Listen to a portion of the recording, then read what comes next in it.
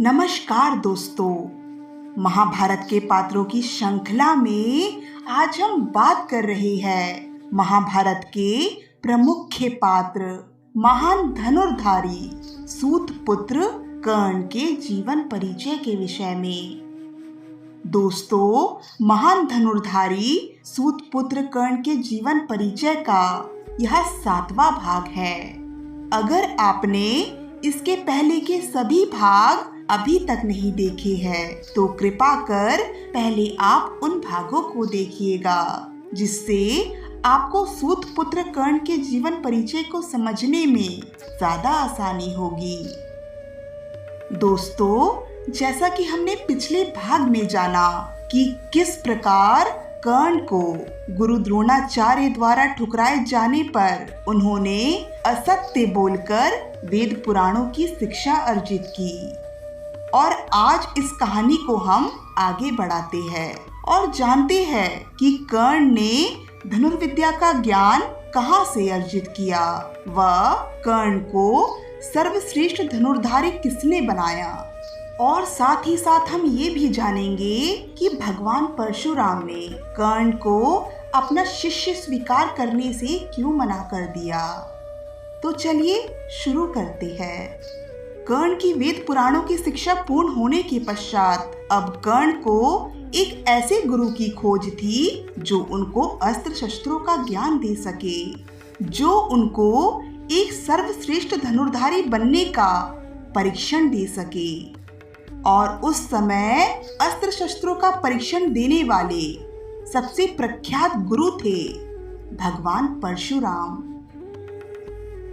वेद पुराणों के अनुसार भगवान परशुराम को विष्णु जी का 6वां अवतार भी माना जाता है।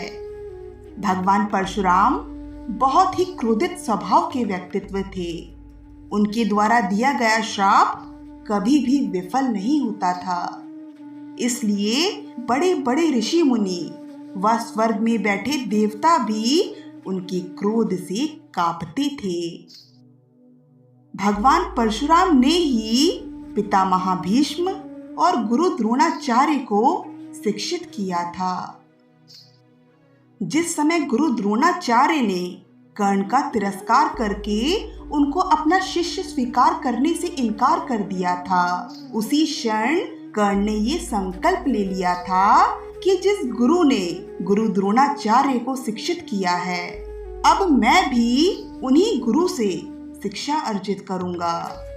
अपने संकल्प को पूर्ण करने हेतु अब कर्ण भगवान परशुराम के पास जाते हैं और उनसे विनती करते हैं कि वो उनको अपना शिष्य स्वीकार कर ले।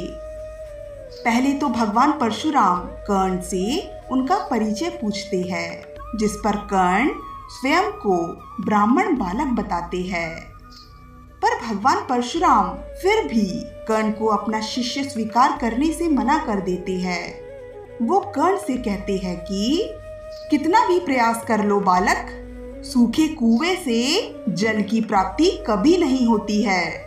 मैं अध्यापन के कार्य से मुक्त हो चुका हूँ और अब मैं किसी को भी शिक्षा नहीं देता, चले जाओ यहाँ से। इस पर कर्ण भगवान परशुराम से कहते हैं, मैं जानता हूँ गुरुदेव कि सूखे कुएं से जल की प्राप्ति नहीं होती है, पर कुएं और सागर में यही तो अंतर है कि सागर कितना भी सिकुड़ जाए पर उसमें जल की कमी कभी नहीं होती, और आप ज्ञान के सागर है गुरुदेव।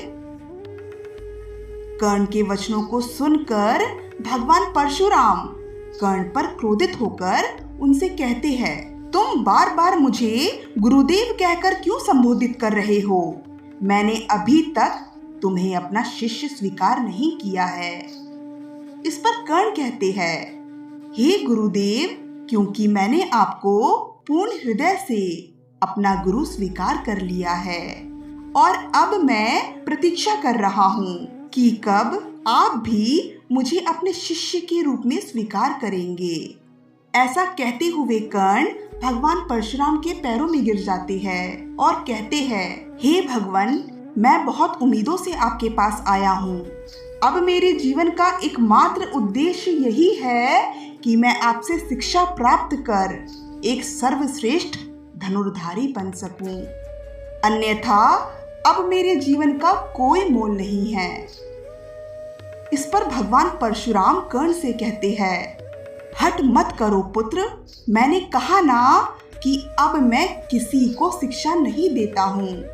मेरे अंतिम शिष्य हस्तिनापुर के पितामह भीष्म और गुरु द्रोणाचार्य थे। उन दोनों को शिक्षा देने के पश्चात मैंने ये प्रण ले लिया कि अब मैं और किसी को भी शिक्षा नहीं दूंगा और ना ही अब कभी मैं अस्त्र उठाऊंगा। और तो और मेरे पास जितने भी दिव्यास्त्र थे मैंने हस्तिनापुर के सेना प्रमुख भीष्म को दे दिया है। अब मेरे पास तुम्हें देने के लिए कुछ भी शेष नहीं है, इसलिए कहता हूँ वापस लौट जाओ। मैंने अपने जीवन में बहुतों को अस्त्रों का ज्ञान दिया है, बहुतों को शिक्षित किया है, बहुतों को सर्वश्रेष्ठ योद्धा बनाया है और अब मैं केवल और केवल ईश्वर के ध्यान में रहना चाहता हूँ। और तुम्हें क्या लगता है कि तुम ऐसे ही मेरे शिष्य बन जाओगे? मेरे शिष्य बनने के लिए बहुत परिश्रम और कड़ी तपस्या करनी पड़ती है और तुम तो एक कोमल बालक हो, तुमसे नहीं हो पाएगा। व्यर्थ ही तुम मेरा और अपना समय नष्ट कर रहे हो, इसलिए कहता हूँ लौट जाओ यहाँ से। इस पर कर्ण भगवान परशुराम से कहते हैं, हे गुरुदेव, मैंने आपको अपना गुरु स्वीकार कर लिया है और मैं यहाँ लौटने के लिए नहीं आया हूँ। आप मेरी जितनी भी परीक्षा लेना चाहते हैं ले लीजिए, पर मैं यहाँ से बिना आपसे शिक्षा ग्रहण किए जाने वाला नहीं हूँ। हे गुरुदेव, आपसे एक निवेदन है, आप मुझे एक अवसर तो देकर देखिए, फिर आप ही निश्चय करना कि मैं आपके शिष्य बनने योग्य हूँ या नहीं।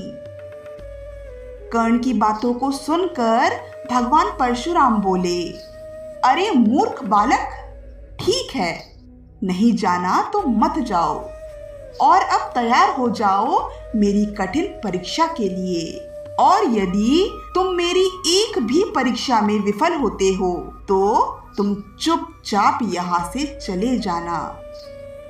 इस पर कर्ण प्रसन्न होकर भगवान परशुराम से बोले, धन्यवाद गुरुदेव, मुझे एक अवसर देने के लिए। विश्वास कीजिए, ये अवसर मैं व्यर्थ नहीं जाने दूंगा। मैं आपको बिल्कुल भी निराश नहीं होने दूंगा और अपने परिश्रम से आपको मजबूर कर दूंगा कि आप स्वयं सहर्ष मुझे अपना शिष्य स्वीकार कर लेंगे। और इस प्रकार भगवान परशुराम ने कर्ण की भिन्न भिन्न प्रकार की परीक्षाएं ली और कर्ण उनकी सभी परीक्षाओं में सफल रहे। कुछ समय बीतने के पश्चात कर्ण की निष्ठा, एकाग्रता व परिश्रम को देखकर भगवान परशुराम कर्ण से अत्यंत प्रभावित हो गए और इस प्रकार भगवान परशुराम ने कर्ण को अपने शिष्य के रूप में स्वीकार कर लिया और अब कर्ण भगवान परशुराम के शिष्य बन चुके थे। भगवान परशुराम ने कर्ण को एक योग्य योद्धा बनाने के लिए कई वर्षों तक उनको परीक्षण दिया।